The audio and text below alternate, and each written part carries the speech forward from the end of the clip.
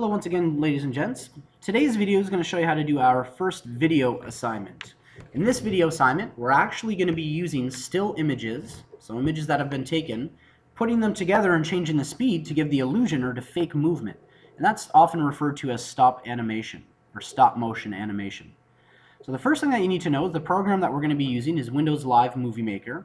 It's accessed through the Start menu. So if you click here and it's not available in these lists that we have, you can simply type in the search Windows, and then you'll see Windows Live Movie Maker.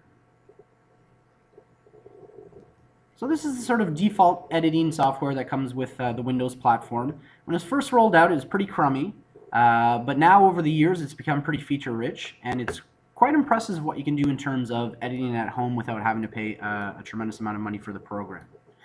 So take a look around. A couple features to notice is simply that we have a zoom in and out feature. We've got our preview or our play window that shows us our movie. It's got our back buttons, our forward buttons, our play buttons. And we've also, just like any other application, got our tabs up here that will allow us to effect some changes. The first thing to note is this big selection here where it allows us to import or to bring in the photos or the videos that we want to manipulate. So you can go ahead and click on that. What it'll do is bring up your files. You'll notice in this one here I have a folder called Photos. Your guys' that you're looking for is going to be on the O drive. It's going to be under folder Morin, and in our Digital Tech folder you'll see it under Digital Video, Dance. And you've got all these selections of photos that you're going to put together. Essentially what they are still shots of me attempting to do the robot, and you're going to put them together in a creative way to sort of get Mr. Morin to perform a little dance. So now that we know a little bit about the program here and how to access our files, we're going to go ahead and click here to browse. I'm going to actually take my files out of the Photos here. And I'm just going to do a small segment of photos here. So I'm going to take these, open them up. What you'll see is you have each one as an individual frame. You have a marker here that actually allows you to scroll through the frame or to switch from one to the other. And if I go through on my preview on the left, you can almost get a sense a little bit of how this dance is going to start to look. So the first thing to note is if you have a frame selected, you can go to Edit, and it brings up some of the features that are accessible to change in this particular image. The first thing that we'll want to know is the duration. Right now it's saying 7 seconds, so all default images or videos that you put in, if they're not a specified time, they go to a default of 7 seconds. So what we're going to do is we're going to change that for all of our photos. To do that, we need to make sure that all our photos that we want to change are selected. So if you have a swab of photos that you want to change all at the same time, you can select them all, Control A, and now we can go back up to Edit, and what we'll see with stop motion is frames tend to have to be less than 1 second. So I've done a little bit of playing around in the past. I know that for this one, 0.15 or a 15th of a second is going to work pretty good for these frames.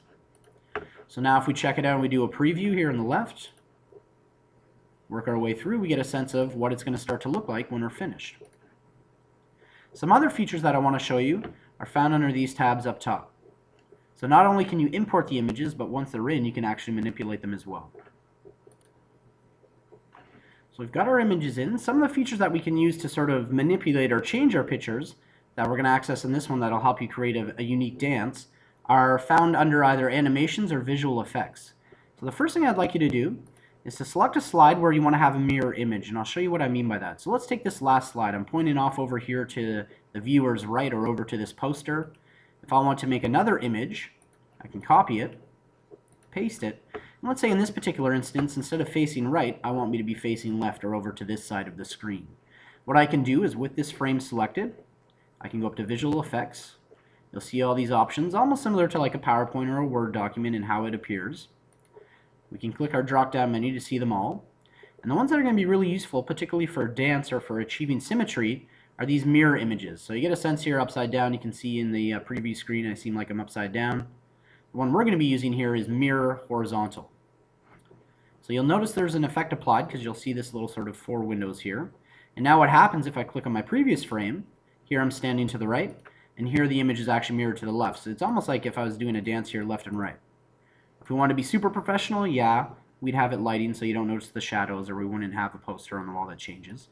But a cool feature that allows you to choose symmetry and saves you actually shooting two images. Instead of shooting one to the left and to the right, now I can sort of fake it until I make it on this one.